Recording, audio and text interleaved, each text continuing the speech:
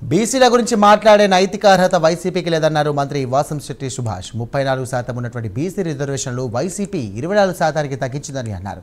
సజ్జల మళ్ళీ ఏ ముఖం పెట్టుకొని బీసీల గురించి మాట్లాడుతున్నారని ఆయన మండిపడ్డారు.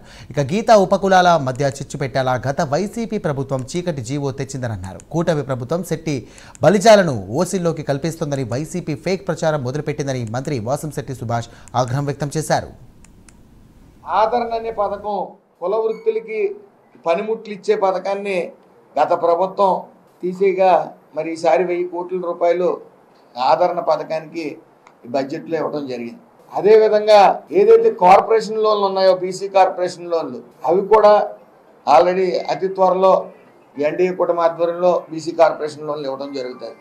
అంబేద్కర్ కోనసీమ జిల్లాలో కులాల మధ్య కుంపడి పెట్టడానికి రకరకాల విన్యాసాలు ఆ జిల్లా అధ్యక్షుడు జగ్గిరెడ్డి గారి ఆధ్వర్యంలో శెట్టిబల్జీలు ఓసీల్లో కలుపుతున్నారని, లేకపోతే శెట్టిబల్జీల పేరు మార్చేస్తున్నారని లేనిపోని అపోహలు సృష్టిస్తూ ఉన్నారు.